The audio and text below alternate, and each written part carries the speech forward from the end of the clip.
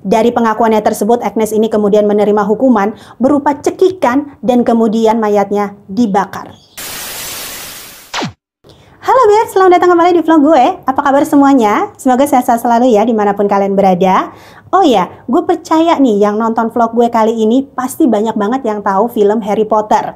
Yap, bener banget. Film ini mengisahkan mengenai seorang penyihir dan teman-temannya sejak mereka masih kecil hingga mereka dewasa. Dan film tersebut memang diadaptasi dari novel laris di pasaran hasil karya J.K. Rowling.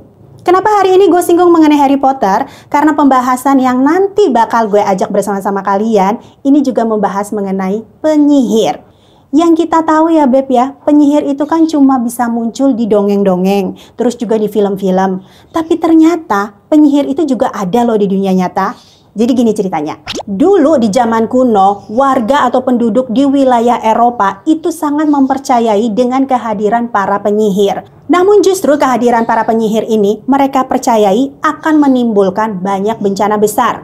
Antara lain banyaknya terjangkit wabah penyakit, kemudian juga banyaknya kematian dari para penduduk yang tidak jelas diketahui penyebabnya. Dari rasa takut dan rasa khawatir yang melanda terus-menerus wilayah penduduk di Eropa ini menyebabkan dilakukannya banyak sekali perburuan terhadap para penyihir. Di tahun 1400 hingga 1700-an, ini diperkirakan ada sekitar 70.000 hingga 100.000 orang dieksekusi karena mereka ini dituduh sebagai penyihir. Dan sebagian besar dari kisah ini akan membuat kita yang mendengarnya merasa sangat merinding karena memang terdengar sangat mengerikan, Beb. Gimana? Udah siap untuk dengar satu persatu? Yuk, cus aja langsung ya. Let's go! Kisah pertama ini datang dari seorang penyihir bernama Mother Shipton. Lahir dengan nama asli Ursula Sotel, dilahirkan di tahun 1448. Dia ini dikenal sebagai seorang pemimpin mistis di Inggris pada abad 16. Keberadaan Ursula saat itu sangatlah ditakuti oleh banyak orang sekaligus dihormati. Ursula ini lahir dari seorang ibu bernama Agatha Sotel yang saat itu melahirkannya di usia yang masih sangat muda, yaitu 16 tahun. Namun saat itu tidak diberitahu atau tidak diketahui keberadaan dari ayahnya. Namun orang-orang percaya kalau ayah dari Ursula ini adalah seorang iblis. Praduga tersebut muncul karena melihat wujud daripada Ursula saat dilahirkan ini sangatlah berbeda dari bayi-bayi pada umumnya.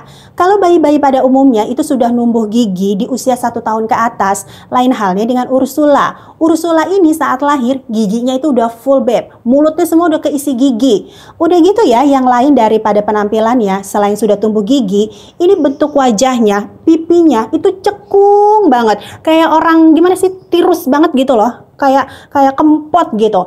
Nah, selain pipinya yang cekung sekali ini, dia juga memiliki kedua mata itu yang beloknya tuh super belok. Jadi di luar standar dari orang-orang normal. Matanya tuh besar banget. Udah gitu dia memiliki sorot mata yang sangat tajam. Jadi kalau orang-orang diliatin sama Ursula, ini ada muncul satu kengerian gitu, Beb. Nah, selain itu juga dia memiliki hidungnya ini panjang. Udah gitu bengkok. Kalau kalian pernah lihat ilustrasi penyihir-penyihir, nah hidungnya tuh bengkoknya kurang lebih kayak gitu deh. Menurut kesaksian dari penduduk setempat saat itu, pada saat Ursula dilahirkan, itu terdengar petir yang sangat besar sekali. Image penyihir itu tetap melekat pada Ursula hingga dia beranjak dewasa. Nah, pada saat dewasa ini semakin banyak orang yang merasa takut gitu untuk dekat sama Ursula. Karena dia meyakini banget kalau Ursula ini memiliki ilmu sihir yang jahat. Namun tidak sedikit juga orang-orang yang sangat ingin dekat dengan dia, Beb. Karena Ursula diyakini memiliki kemampuan yang bisa membantu persoalan yang penduduk Eropa saat itu hadapi. Salah satu orang yang dekat saat itu dengan Ursula bernama Toby Shipton, yaitu seorang tukang kayu yang pada akhirnya kemudian menikahinya di tahun 1512. Saat itu banyak sekali orang percaya kalau Toby ini bisa menikahi Ursula dikarenakan diguna-guna, Beb. Jadi Ursula ini dipercaya menggunakan mantra-mantra cinta gitu ya untuk bisa mempengaruhi Toby sehingga mau untuk menikahinya. Namun ucapan-ucapan jahat dari para penduduk ini tidak mempengaruhi kehidupan atau kelangsungan pernikahan mereka. Mereka ini tetap hidup bahagia karena Toby sang suami tetap menghargai kemahiran sihir yang dimiliki oleh istrinya. dia ini justru merasa kagum gitu dengan kemampuan yang dimiliki istrinya, Beb, dan terus mendukung apa yang dilakukan oleh istrinya. Sehingga sekalipun mereka ini tidak dikaruniai anak di dalam pernikahan, kehidupan pernikahannya tetap langgeng, tetap harmonis, tenang, samawa lah kalau kita bilang ya, Beb ya, hingga pada akhirnya maut memisahkan mereka. Kemampuan sihir daripada Ursula semakin membawanya tenar di tengah penduduk. Karena selain kemampuan sihir, Ursula ini juga dikenal memiliki kemampuan meramal yang sangat luar biasa. Ini ada beberapa kisah, Beb. Jadi dulunya Ursula ini pernah membantu tetangganya menemukan pencuri yang pernah maling di rumah tetangganya itu. Nah, karena berhasil menemukan pencurinya, akhirnya kepercayaan penduduk terhadap Ursula kan mulai timbul ya. Dia mulai terkenal nih. Dan selain itu, dia juga membantu banyak sekali wanita yang mengalami persoalan bercinta. Jadi dia bisa meramal soal percintaan gitu ceritanya, Beb. Dan dari ramalan-ramalan itu, kok ya banyak benernya, banyak kebuktinya. Ya udah tambah tenar aja kan Ursula ini, Beb. Dan selain hal-hal manis seperti itu, dia ini juga banyak sekali memprediksi peristiwa-peristiwa penting yang ada di dunia. Salah satunya adalah kematian dari Kardinal Wolsey, yaitu dia seorang politikus Inggris, sekaligus kardinal gereja Katolik di Roma di tahun 1530. Dari situ dia mulai mengukuhkan dirinya sebagai seorang peramal terbesar yang ada di Inggris Raya. Tidak berhenti di situ, Ursula kemudian melanjutkan dengan memprediksi berbagai peristiwa penting lainnya, seperti perang saudara yang terjadi di Inggris pada pertengahan 1600-an. Kemudian juga mengenai kenaikan tahta dari seorang politikus dan juga pimpinan militer yang banyak ditakuti. Dia adalah Oliver Cromwell. Dan juga adanya pemulihan monarki. Masih berlanjut, Ursula kemudian meramalkan adanya satu kebakaran besar yang terjadi di London pada tahun 1666. Termasuk juga ramalan mengenai kebangkitan Ratu Elizabeth I dan pemerintahannya di Inggris, serta terjadinya perang. Kemudian pemerintahan Raja Skotlandia pertama, yaitu King James I, serta kematian dari ratunya yang bernama Mary Queen of Scots. Selain itu, Ursula juga memprediksi beberapa penemuan penting, antara lain mengenai mobil, telegraf, kapal besi, mesin uap, terowongan di bawah air, serta pesawat terbang. Pada akhirnya Mother Shipton ini meninggal di tahun 1561 yang kemudian dimakamkan di Tanah Suci di tepi luar York. Dan selama berpuluh-puluh tahun ke depan, ramalan-ramalannya ini tetap menjadi rahasia. Dan juga nama Ursula Sotel atau Mother Shipton ini tetap mengundang ketakutan di beberapa orang di wilayah Eropa. Namun demikian, Mother Shipton ini tetap dikenang sebagai seseorang yang mengetahui lebih banyak daripada orang lain. Dan juga beberapa ramalan besarnya ternyata terbukti menjadi satu kebenaran.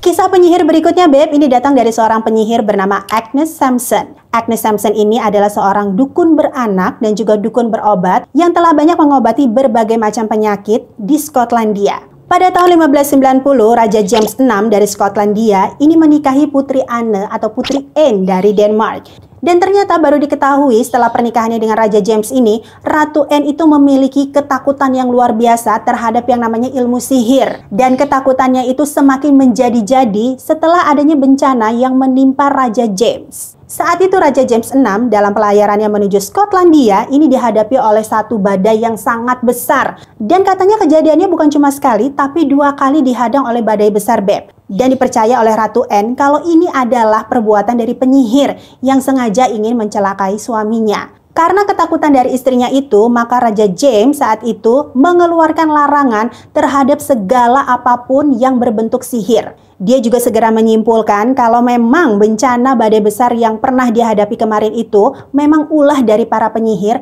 yang sengaja ingin melenyapkannya. Agnes Sampson adalah salah satu dari 70 orang yang saat itu ditangkap karena dituduh sebagai penyihir. Agnes ini ditangkap juga karena tuduhan dari penyihir lain yang bernama Giles Duncan. Interogasi serta penyiksaan kemudian dilakukan kepada Agnes untuk dapat membuatnya mengakui bahwa betul memang bencana yang dihadapi oleh raja kemarin itu adalah hasil perbuatannya. Karena sebelumnya Agnes ini dipercaya mengikuti acara ritual di malam Halloween bersama beberapa penyihir lainnya untuk bisa menciptakan bencana, yaitu badai besar tersebut. Bahkan raja sendiri ikut serta dalam penyiksaan terhadap Agnes. Dan akhirnya karena tidak tahan dengan penyiksaan yang dialaminya, Agnes mengaku kalau dia telah bersekutu atau bersekongkol dengan beberapa iblis dengan menciptakan bencana, yaitu badai besar yang dialami oleh raja. Dari pengakuannya tersebut, Agnes ini kemudian menerima hukuman berupa cekikan dan kemudian mayatnya dibakar. Pada tahun 1602 hingga 1605 ini terjadi satu perburuan penyihir besar-besaran di wilayah Fulda, Jerman.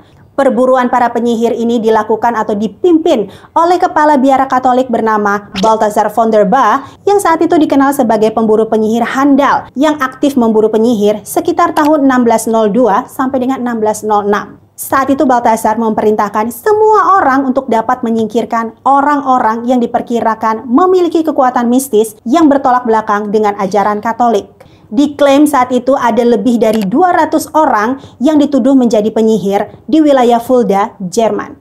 Marga Bien ini sebetulnya dia ini mewarisi darah dari pemburu penyihir. Tapi entah gimana dalam hidupnya dia lebih memilih jalan sebagai seorang penyihir ketimbang meneruskan warisan leluhurnya sebagai seorang pemburu penyihir. Saat perburuannya itu terjadi, Marga ini baru saja pulang dari luar kota. Saat itu kondisinya tengah mengandung atau hamil dari suaminya yang keempat setelah pernikahan kurang lebih 14 tahun. Nah, karena kandungannya tersebut ini justru membuat dirinya dituduh sebagai penyihir. Karena penduduk setempat percaya bayi yang ada di kandungan Marga tersebut adalah hasil hubungannya dengan iblis. Tanpa ada rasa ampun dan rasa kasihan, Marga ini langsung dibawa ke persidangan untuk diinterogasi dan juga sekaligus disiksa untuk bisa mengakui apa yang dituduhkan oleh para penduduk.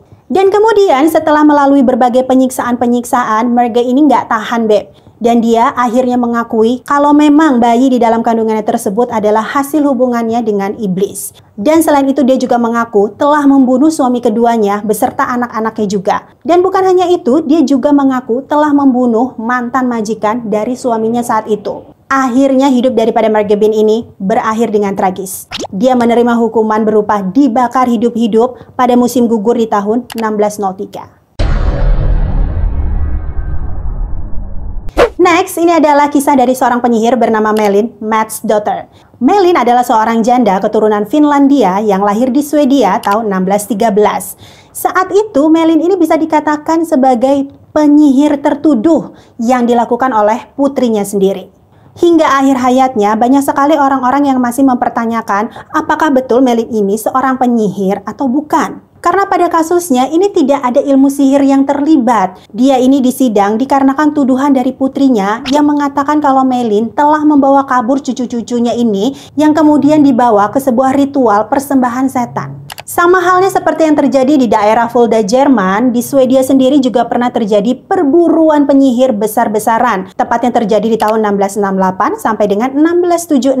Dan peristiwa tersebut dikenal dengan nama The Great Noise. Melin bersama penyihir lainnya yang bernama Anna Simonsdotter Hek kala itu adalah korban terakhir yang dituduh sebagai seorang penyihir. Namun saat dieksekusi, Melin ini tetap bersikeras bahwa dirinya ini tidak bersalah dan dirinya ini bukanlah seorang penyihir. Dia ada di situ murni karena dituduh oleh putrinya. Lain halnya dengan Anna saat itu meminta maaf dengan rendah hati serta mengakui perbuatannya dan dirinya itu adalah seorang penyihir.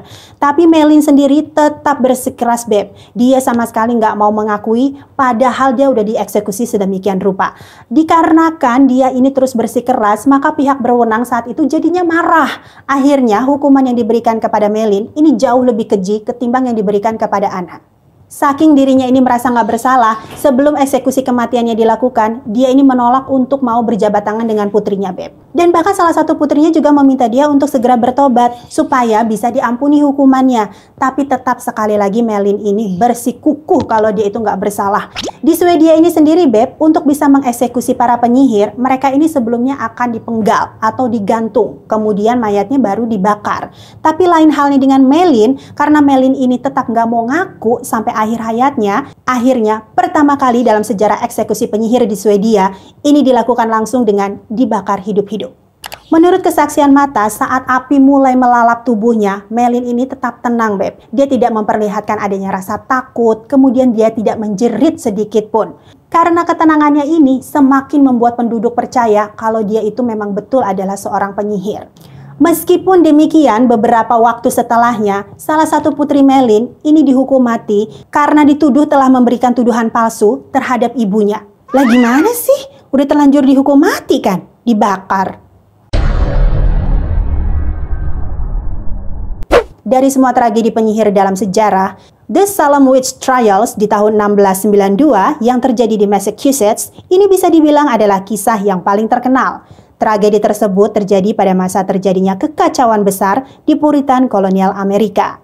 Mereka masih mengalami trauma perang antara Inggris dan Prancis di tanah Amerika. Pengadilan penyihir Salem atau The Salem Witch Trials ini terjadi di tahun 1962 setelah sebelumnya ada 2 orang gadis kecil yang mengalami gejala seperti epilepsi. Jadi badannya ini kejang-kejang, terus mereka ini teriak-teriak nggak karu-karuan. Gadis kecil pertama ini berusia 9 tahun bernama Elizabeth Paris, kemudian gadis kecil kedua ini berusia 11 tahun bernama Abigail Williams. Mereka berdua kemudian diperiksa dan pada akhirnya didiagnosa oleh seorang dokter bernama William Griggs yang menyatakan kalau mereka ini ternyata dibawa pengaruh sihir dari seorang penyihir. Nggak lama setelah dialami oleh Elizabeth dan Abigail, ini ada beberapa gadis di komunitas Salem tersebut juga mengalami gejala yang sama. Sebetulnya setelah Dr. William Griggs itu mendiagnosa kalau mereka ini terkena ilmu sihir, para ahli ini percaya kalau mereka ini keracunan makanan dari semacam jamur yang ada di dalam kandungan makanan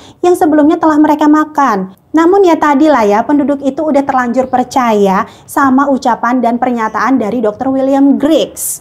Atas kejadian tersebut ada 3 wanita yang kemudian dituduh menjadi dalang dari gejala yang dialami oleh para gadis-gadis muda itu. Mereka ini antara lain seorang budak Karibia bernama Tituba, kemudian ada seorang pengemis tunawisma bernama Sarah Good, dan terakhir ada seorang wanita lansia yang sangat miskin bernama Sarah Osborne. Di tengah suasana tersebut, seorang gubernur yang saat itu menjabat yaitu William Phips memerintahkan untuk segera membentuk sebuah kabinet sidang atas kasus ini. Melihat kalau nasib ini tidak akan menyelamatkannya, salah satu yang tertuduh yaitu Tituba, dia ini kembali menuduh penyihir lain. Penyihir yang dituduh adalah Bridget Bishop. Meskipun tidak ada bukti yang kuat kalau Bridget ini bersalah, dia tetap menjalani hukuman gantung di tahun 1692 yang kemudian disusul dengan korban-korban tuduhan lainnya, sehingga total yang saat itu menerima eksekusi mati karena tuduhan sebagai penyihir ada sekitar 150 orang. Jadi situasinya tuh hektik banget saat itu, Beb, saling tuduh-menuduh gitu. Yang beneran penyihirnya nggak ketahuan siapa, terus juga yang bukan penyihir malah jadi tertuduh. Jadi akhirnya atas dasar tuduhan-tuduhan tersebut, ya eksekusi dilakuin aja terus sampai akhirnya banyak sekali korban berjatuhan yang sebetulnya bukan penyihir juga ikut dieksekusi. Pada September 1962, setelah histeria dari perburuan penyihir ini mereda, opini publik kemudian berbalik melawan sidang dari para penyihir tersebut. Meskipun pada akhirnya Pengadilan Umum Massachusetts ini membatalkan semua tuduhan kepada para korban penyihir tersebut sekaligus memberikan ganti rugi kepada keluarga korban, namun tetap saja kepahitan itu tetap ada di masyarakat. Serta warisan penyiksaan itu tetap ada dan dirasa selama berabad-abad tahun lamanya. Nah, itu tadi dia, Beb, kisah-kisah nyata dari para penyihir yang kemudian populer di dunia. Terserah kalian nih, kembali kepada kalian semua mau percaya atau enggak. Tapi itu tercatat di dalam sejarah. Ya anggap aja ini sebagai hiburan ya, Beb ya, nggak usah terlalu serius-serius. Ya kalau ada salah-salah dalam penyampaian mohon dimaafin ya, karena nggak ada tujuan negatif atau mendiskreditkan pihak manapun dalam menyampaikan vlog ini. Terima kasih banyak untuk kalian yang sudah menonton sampai akhir. Kalau kalian terhibur, jangan lupa untuk diklik like-nya, kemudian komen-komen, di-share, dan juga diklik tombol subscribe-nya. Sampai jumpa lagi di vlog berikutnya. Bye now!